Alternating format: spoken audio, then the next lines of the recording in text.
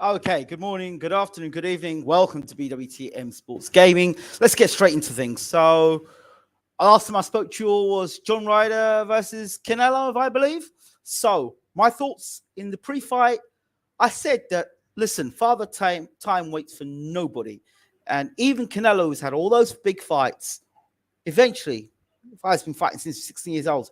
Eventually, he's going to look older and he's going to get tired. And there's no way he can fight the same way he fought when he was 25 and 30 as he is now. Okay, so I'm not surprised Canelo is slowing down. So many big fights, so many fights at top level. And also, not just that, when you fight in the lower weights, when you're constantly bringing your body like from middleweight, then up to super middleweight, then light heavyweight, then coming back down to super middleweight, that takes its toll on your body. There are no excuses about Canelo, but Canelo is not peaking anymore. So he's holding it together, and then there'll be the slide. The thing is with Canelo, because he's so experienced, because he's had so many fights, he can get away with a lot of things because the guys that he's fighting around, the pool of experience versus the pool of experience that he's had, there's a gulf in class when you're talking Canelo. So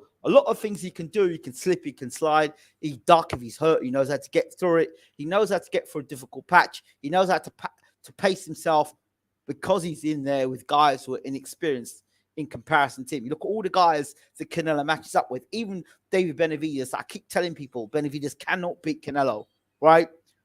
Ever from that guy, Benavidez, he's flat-footed. He comes forward in straight lines, Benavidez, and yes, he throws combinations, but his body's wide open, and Canelo will just wear him down and eventually stop him. So I've said it 1,000 times about Benavidez and Canelo. The thing about Canelo's Benavidez fight now is that maybe Canelo's a touch slower, but Benavidez hasn't got fast feet. Benavidez is not going to bamboozle him with boxing ability. It's not happening. He didn't bamboozle Plant, so I can't see how he's bamboozling Canelo. If you're a guy that's going to stand in front of Canelo with not a lot of movement, you're not beating Canelo. But a guy like Bivol, who's got movement, who's got a good jab, who's got very good boxing ability, doesn't rely on just combination punching, can actually box, I think. Benavidez gets hit a lot as well. So no, I don't see Benavidez beating Canelo. As for John Ryder, I told you about John Ryder. I said I felt John Ryder was one of the best middleweights in the world. And if he beat Callum Smith, right, I believe he beats Billy Joe Saunders in this part of his career. I believe he's the best super middleweight, arguably, in the UK. But I said that about John Ryder. I said he's excellent on the inside. And, at times he was there with Canelo, but he's not as experienced as Canelo. That's what people fail to realize, right? Canelo's how to describe it? You've come into McDonald's, you're working for McDonald's, you've start flipping your burgers in the first year, and you've got the guy at McDonald's who created McDonald's, and he's been flipping burgers for so long. So I've got a kitten I've got here now, and the kitten always wants my attention. She's very, very, she wants my attention all the time. And you can hear she's outside trying to scream at the door, and she can hear my voice. So she's got this fascination of coming into my studio all the time. Okay, so side note, if you hear meow, meow, meow, that's my kitten outside. But anyway, so Canelo's like that guy, right? He owns McDonald's. Like, he started the thing. He's like that. And what you've got now is these guys coming through who are just flipping burgers. Or maybe they flipped their first main burger. They've sold their first burger. Oh, they've opened the first branch up. Do you understand? And this guy owns the whole of McDonald's. And you just open up a branch. That's what it's like. And I think even Canelo at his worst is going to beat a lot of the top guys because they just lack that experience, know-how, craft, boxing IQ. But all these people say, if Canelo fought Floyd Mayweather, Floyd would do a similar thing to Canelo now. Maybe Floyd's older, so he's slowed down a bit. But Canelo still hasn't worked out. He's still got Bivol problems. He wants to go back and fight Bivol. He doesn't beat Bivol. Bivol's got better boxing fundamentals. You can't just charge for body shots. You've got to be working all the time. Of course, Bivol's going to throw punches back. It doesn't beat Bivol. He'll never beat Bivol. Never beat Bivol. You can talk all he wants. He will never beat Bivol. It's just one of those things. It'd be wise to keep away from him. I expected Ryder to put on a tough fight. I didn't expect Ryder to beat Canelo unless Canelo had aged significantly. But Ryder went to points. Not surprised. He's a tough guy, real tough guy. And he said he's one of the best super middleweights in the world. A lot of people, even British people, were writing off Ryder before the fight. I told you, he put on a better performance than Billy Joe Saunders. He put a better performance than Callum Smith. Out of the three of them, he's the best. And nobody believed me. And now he puts on a performance against Canelo. I mean, but what are you expecting a guy against John Ryder who's getting his first world title shot versus a guy who's defended his world title how many times? You know, that was Ryder's step up fight. That was just Canelo's another fight. Do you see the difference? And for me, that's to be expected. Oh, he didn't stop Ryder. Could you stop Ryder? No, he didn't stop Ryder, so he's finished. No, Ryder's a tough guy. They're just some tough guys in boxing. He's tough. You've got to give Ryder credit for that. He's a world-class operator. I said that, and he proved it in the ring there. So credit to John Ryder. Got his nose broken. First experience for him. He got hit by a guy who, when you get to that level of boxing, a guy like Canelo, Mayweather, Andre Ward, that level, Roy Jones Jr., they don't just know where to hit you and how to hit you. They know they punch you in positions where they're looking to break nose, break ribs, and they pinpoint where they're throwing their punches. So, yeah. And Canelo studies you. He studies you. Really studies you. So, shout out to Canelo. Congratulations. He'll be able to get through and fiddle through a lot more fights because of his experience. You know? And he's not a guy like guys like Canelo, James Toney, Bernard Hopkins. These guys can fight for a long time because their boxing fundamentals are not based on speed and reflexes. They're more based on boxing IQ and having the fundamentals correct. Guys like Roy Jones Jr., who rely on speed and movement and don't do the boxing fundamentals well, when they actually move into getting older and that speed and reflexes leaves them, that's where they get themselves in a lot of trouble. Because the speed and reflexes, they got them out of trouble. But now they're not getting out of trouble. They're getting tagged with shots they wouldn't get tagged with. And they get knocked out by the guys they shouldn't be getting knocked out with by. Evening, Waltz. How are you doing? Canelo would hammer Benavidez' ribs. I do believe so. Plant was dominating the fight until he gassed versus Benavidez. That's what I'm saying. And let's keep it real here. So that's my thoughts. For Canelo, I think he should take the Benavidez fight. I think he should take the Benavidez fight and not the Bivol fight.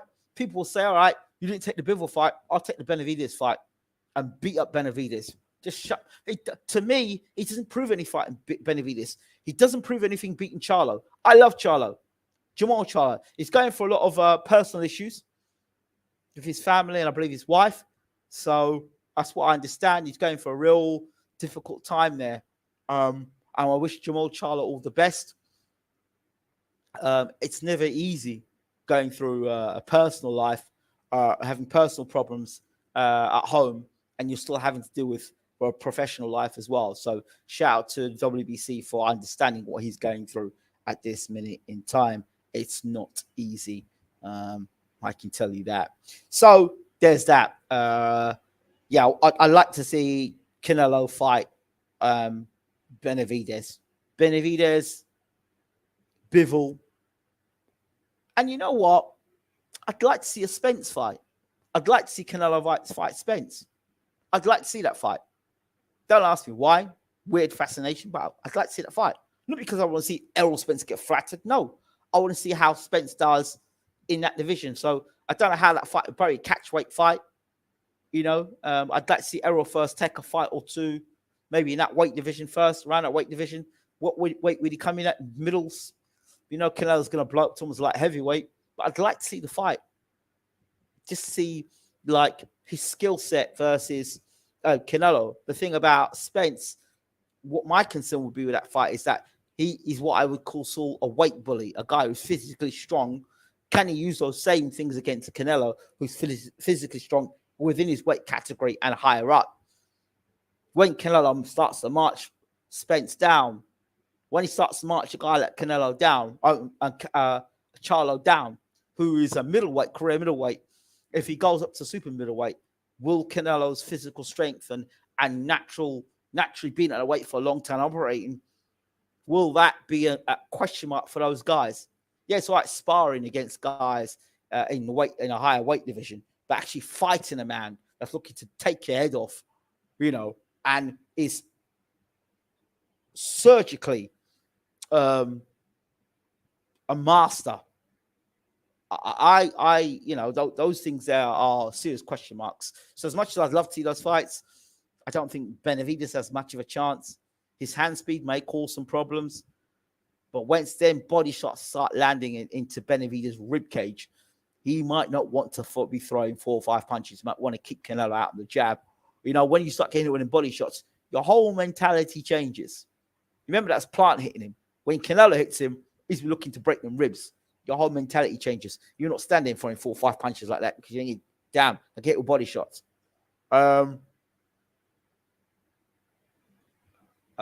Which reminds me, the fight that happened on the weekend, Rolly versus Barroso, his name was. Rolly said every punch he got hit with, he felt it more than the Tank fight. Terrible stoppage. Tony Weeks, I'm sorry, but the stoppage is terrible, and it brings into question once again the corruption in boxing. That they wanted Rolly to win that fight to set up another fight, maybe against Ryan Garcia or something. There's a script there, and it seems that unless Rolly got knocked out, that was how the script was going to be, and they knew that Rolly couldn't win the fight on points, so they had to get some flimsy stoppage because they wanted Rolly to win. When the powers that be want you, or they see that there's some stock in you, then they'll do what needs to be done. That's what it looks like. Corrupt as hell. And I've said before, Rolly is fundamentally flawed. Pulls straight back from punches, just flawed, terrible. But he talks a good game, and he's a character for boxing. So in that sense, he's good. He's like got the mouth of Mayorga, but not even got Mayorga's boxing ability. So yeah, that's my thoughts on that. But it seems today it doesn't matter if you can fight anymore. If you can shoot your mouth off and you can dance your way to the ring, then yeah, fair enough. Yeah, that's what it seems like in boxing now. So yeah. What else? Let me see what else we've got to talk about. Boxing sense and boxing nonsense. So let's talk about boxing sense and boxing nonsense. Boxing sense. Ben Shalom. I told you I always liked that guy. I've always liked Ben Shalom. Don't ask me why. I've always liked that dude, right? Ben Shalom has pulled out Fraser Clark from his fight against Fabio Wardley. And that was a sensible thing to do. The guy has not had a 10-rounder. The guy has not gone 10 rounds, Fraser Clark. He hasn't got the experience yet to be fighting for a British title. I'm sorry. There are people who want to see the fight, and if he loses, they'll call Fraser Clark a hype job. So at least put your man in a position which is more favorable for him. For Hearn's side and for Wardley, yeah, that's great for them because Fraser Clark will fight in a certain way. I can't do 12 rounds. I've never fought 12 rounds before, let alone 10 rounds. I've blasted guys out in 2 and 3 rounds. Or I've never gone 12 rounds. That's in the back of my mind. So the way I fight is going to be different to the way maybe Wardley will fight. Do you understand? Not really been tested as a pro. Wardley's been tested as a pro. You just have to look at fights where he's been in against the Gorman fight, where Gorman backed him up, put punches on him, and he responded. Well, you have to look at things like that. So there's an example. Moving on. I thought was brilliant there from Ben Shalom. Ben Shalom, I know now, he will look after his fighters. Hearn will stick to him whether he can fight or not. Sonny Edwards, I'm telling you now, you move to Hearn to get knocked out. Coming soon. Sonny Edwards gets knocked out. Wait, it's coming. So, and what's his name, guys? The guy that used to be on the channel with me, what's his name? The super middleweight. Edgar Berlanga is flawed.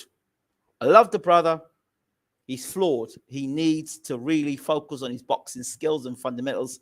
This is very weak. In a super middle division with people that can punch. And he's sloppy. And he spends, for me, he spent a little bit more time, too much time trying to be an A-list celebrity rather than being an A-list boxer. The energy's in the wrong place from what I'm seeing. And now he's gone to Hearn. Kiss goodbye to that A-list boxing. They've got to find a way to kind of get you a world title shot. But my friend, it's not going to end up well there. I can see you getting thrown in wolves with Canelo. I can see that happening. The problem is that it was Shalom who pursued the fight initially. Yeah, he may have pursued the fight initially. Yeah, we want the fight, but let me get a fight in between that before that fight. Sonny will be Hearn's next British sacrifice for a top Mexican. So you know it's coming. We know it's coming. Wasted everyone's time. Really? Everyone's time? Not really. I would rather him do that than sacrifice a British fighter. I would rather him do that than ruin a potentially good fighter. And Hearn's done a lot of ruining a lot of fighters. And I know a lot of people in here know it's true what I'm saying, but won't say it because I like to suck up to Hearn. So I don't think it's wasting someone's time protecting a fighter who could get badly hurt. And he could get badly hurt by Wardley. Good evening, Ingram. Great to see you on tonight. No worries. I'm just trying to catch up with things. So I talked about Rowley, Joyce. So that was some good thinking there. Now let's talk about Joyce. Madness. Absolute, utter madness. This rematch against Zhilei Zhang, in my opinion, it was one of the worst boxing decisions this year to go in the ring with him. And it is a doubly worse decision to go back in a rematch. So first of all, he's a southpaw. Secondly, you don't move your head. Thirdly, you don't move your feet. Fourthly, you're delusional about thinking about the fact that, he didn't have enough weight that night. Well, if he puts some more weight, he's going to be slower. And Zhilei Zhang will still pick your head off with a straight left hand. Bad decision. This could be the end of Joyce's career right here. So go back again. I don't care how much sparring you get, Joyce. Some guys are just wrong for you. And Zhilei Zhang is wrong for you. He's got the power to stop you. We've seen that. He's got the power to stop you. He's got better boxing fundamentals than you. When you're throwing them punches, he was tucking up. So you're telling me you're going to put on more weight, you're going to come in heavier, and that means you're going to come in faster? No, so you're going to be coming slower. So you already don't move your head. You already fight with your chin, and you've still got that silly trainer, the fitness first trainer, kick fit trainer. What's his name again? Ishmael Salas. Waste of space. As a heavyweight trainer, I'm sorry, he's a waste of space. I said before, this guy's not teaching you any boxing fundamentals, and you just have to listen to how much of a waste of space he is when you listen to it, the commentators, when you listen to his corner, what Salas is saying to Joyce in that corner when he's getting his head boxed off. He was getting that box, he was getting punched up. Why are you taking a rematch? Well, there's the option, isn't it? No. You were getting punched up, bro. You were getting punched up, and that's it. There's no two ways about it. You were getting punched up. You should fire your manager and your management team because they set you up, and this fight is the finish of you. You've been badly managed, Joyce. I've said it for a long time, and badly trained. It is what it is. John Ray did entertain the thought of retiring if he didn't get the victory against Canelo. The problem with the fighter is he starts talking like that. He's already got one foot out of the game. Yeah, I guess so. Hearn said he'd never stop a fighter wanting big money on another wicket. Crawler, Flanagan, cough, cough. Okay. Joyce going back in there without a build-up fight and revoking his team is a technical mistake. It's a disaster. Adam Smith, Zhang must certainly be well chuffed with his epic conquest over the juggernaut. Now, for me, disbelieving in Joyce to call him the British George Foreman, to now call him a laughingstock of British boxing, which he is. Have you looked at his manager? Have you seriously looked at his manager? I mean, Frank Maloney was Lennox Lewis's manager, yeah? He was small in size, but big in stature, Frank Maloney. This dude here, listen, Joe Joyce, find yourself a proper manager and find yourself, God damn it, a proper trainer. My friend, find yourself a trainer and a manager, because your trainers let you down, your managers let you down. My friend, you've got no sense. Absolutely no sense. So that's it. Andy Ruiz versus Tyson Fury. That fight for me was dangerous for Tyson Fury. Wouldn't have taken it. So, no. Andy Ruiz has a style there to cause Tyson Fury a lot of problems. If he gets inside, he'll be more effective than Derek Chisora. If he gets inside, he'll let his hands go. He's got fast hands than Derek Chisora. If he gets inside, and Andy Ruiz can get inside. Joe Joyce is right now is as badly managed as Mike Tyson after Jim Jacobs and Bill Caton died. So much potential, but so much wasted. Damn. Well, there you go. There you go. And there'll be idiots that'll tell us that he should take the rematch. No, he shouldn't take the rematch. Shouldn't have had the first fight. Shouldn't have had the first fight. So, yeah. I think it's this month that Uncle Bashir will be in the UK with the young cruiserweight. I forgot his name again now. I can see his name now. It's about to come off my tongue. Riley. So this month, Bashir and Riley are going to be in a rematch. So yeah, anything else in boxing I need to talk about? Ruiz, Fury, AJ versus Wilder. Anybody who wants to see AJ versus Wilder and is an AJ fan really is not a fan of AJ.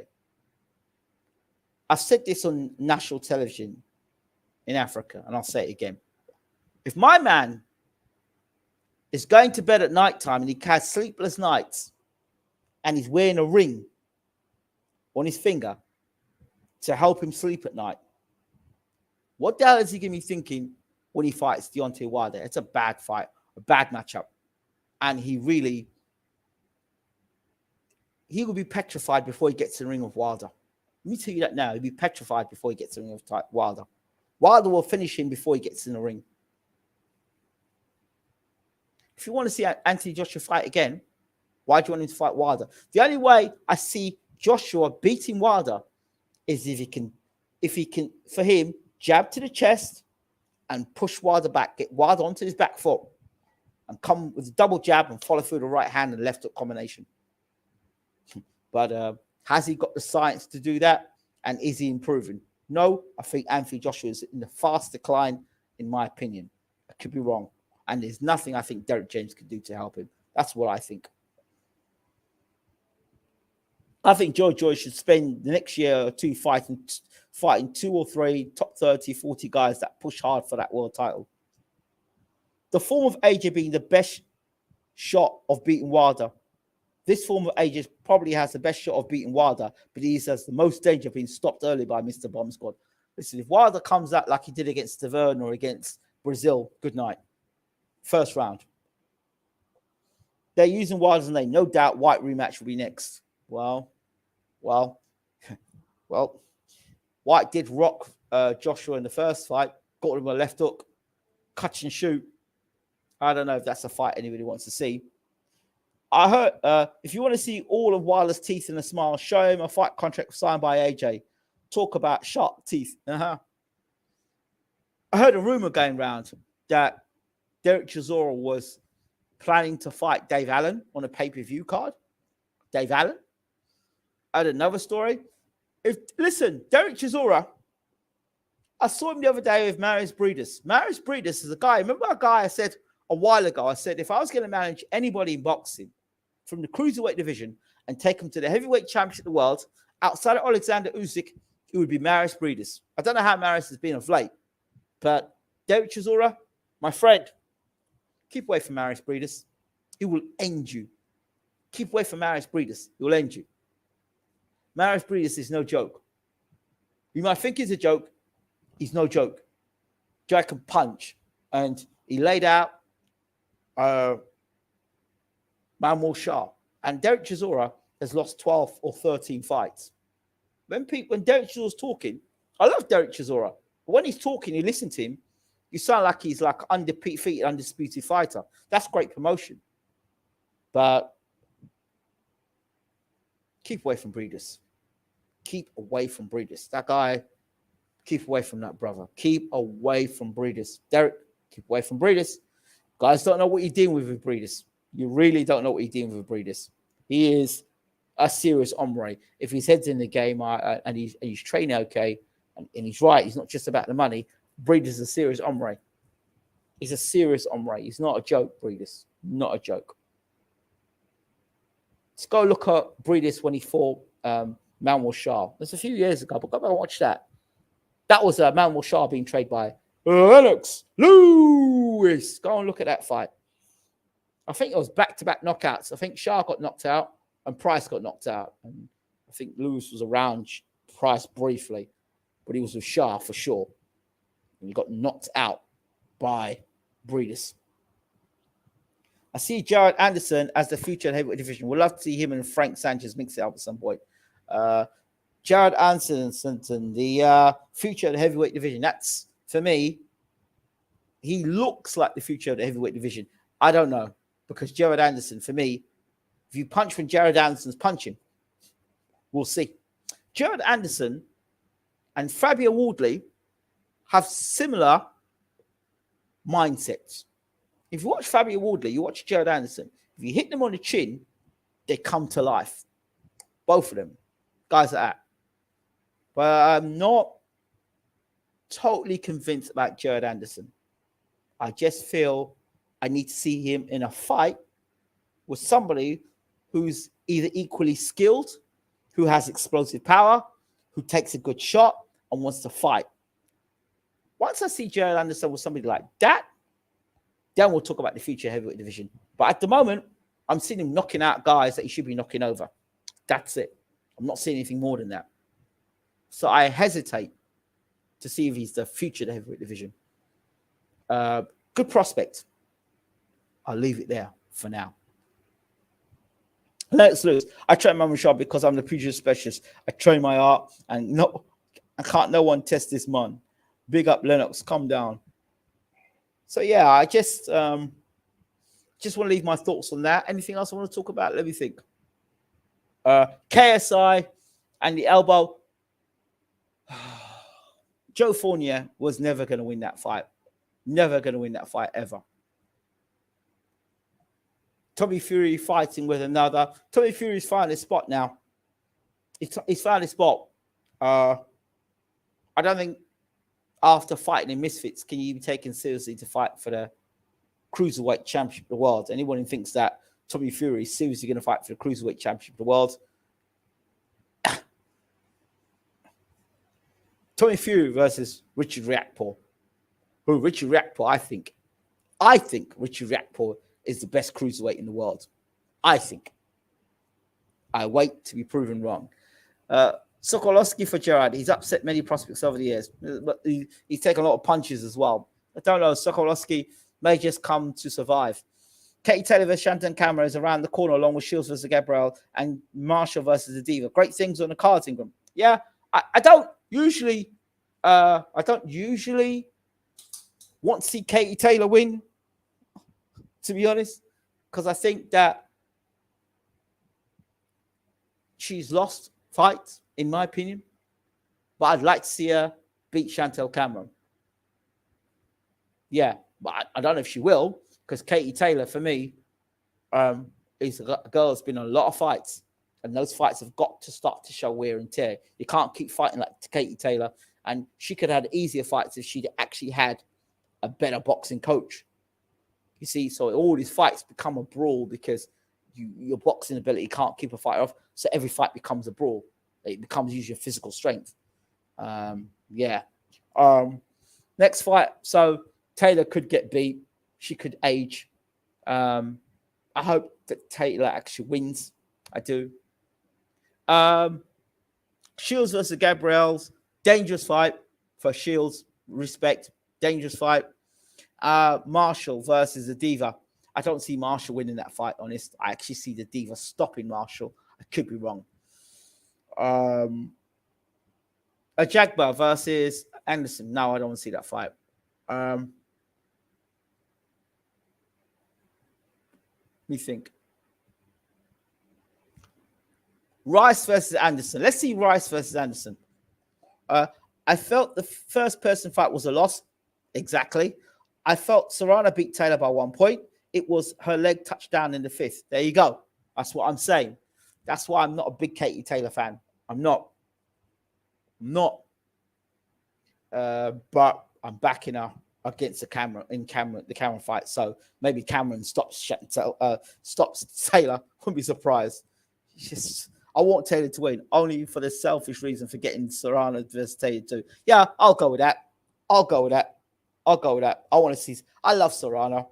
Would you believe I was talking to Serrano when years ago, like when I started out my journey, there were 2 women I used to talk to quite a bit. The Serranos and Misha Joy Phelps before she got into boxing. Those were the 2. Oh, and the girl from Top Rank, Christina, I can't remember how to pronounce her name. Those three guys to be quite big on Twitter then, back in the day, talking a lot. And those were 3 of the people I used to talk to a lot. So Serrano was one. I really George Arias. Yeah, but George Arias, when's the last time he fought? So it's not like he's fighting back-to-back fights. That fight was set up for him. And how much notice did he have for that fight? Christina Poncha, that's her. So Poncha, Joy Phelps, when she was still modeling swimwear, and the Serrano sisters, both of them. I was chasing that interview down with them back in the day. So, yeah. So that's it for me. I don't think I've got any much more to talk about. I don't think. Yep, just wear my tracksuit top here. Check it out. See there? That's the, let me see if I can get this up for you on the camera. Can I? See if I bring this down. There you go. That's, let's bring this second. Let's try this here. Right, so that's my, then you can see this here. Can I ring? There you go. So that's, you see it? That's my Icarado Community Cricket. You can check it out on Facebook. You can check it out on YouTube. And there's Brighter Futures, who I'm going to bring this up as well. That's what I'm doing with the UK to reduce crime and increase participation of the young people here in Nigeria. Do you think bulk orders? Do you do bulk orders of the gear, Ingram? We can talk about it, definitely. I think for his rematch, Serrano Justin beats Katie Taylor, quite most probably. But yeah, I've got 3 different tops like this. Bulk orders. This guy's funny. I know you're one of our members, aren't you? So shout out to you. But yeah, we've got an upcoming tournament. Second one. It's going to be all girls Super 8 tournament, all boys Super 8 tournament, 2 T20s, and I've got loads of videos that I'll be uploading on the channel as well quite soon. So yeah, still looking for further sponsors for the program as well. So just putting it out there. But yeah, so I'm mixing sports with education. We've got a professor from America that's going to probably be sponsoring our cricket program. So that's really good. I'm excited about that. Rumors of Fury versus Zhang circulating. Why take that fight? Why take that fight, Fury? Before you, I just want to tell you that Lennox is a clown. Oh boy. So proud to see Ingram living the dream and sharing his talent with everyone. You deserve it, man. You've been out there grinding hard. I appreciate, man. Appreciate. I'm still on the TV channel every Friday, 10 a.m. So yeah, it's all good. All good. Don't forget to check out, subscribe to the channel, Icarado Community Cricket. Just type it out there for you. You can just check that out. It's all that we're doing. It's on Facebook. Just type that in, Icarado Community Cricket. I think we've got over just under 7,000 followers there on our Facebook page. And on our YouTube channel, I think we've got about 1,000, just 1,500 we've got there on our YouTube channel. So check it out. Do you remember Zone 6 boxing from back in the day, Ingram? I do indeed. Tell me about what's that? Don't tell me you're Zone 6. Tell me. Tell me. Come on, tell me quick before I go. I need to go and get some sleep here. I've got to go again tomorrow. Did a class today. Quick. Tell me. Or you can inbox me. Vault 2K. All right. I've got to go. Thank you all so much for watching. Please share the video as always. Quickly. See here. He says here. What does he say? What does he say? It's in the message. He's back doing the roundtable talk. Oh, wow. Nice. Tell him to hook me up someday. Right. Let me get out of here. This has been BWTM Sports Gaming. I hope you've enjoyed the show. And keep supporting. I really do appreciate the support through these times where it's difficult to be on as regular as I'd like to. See you soon. Take care.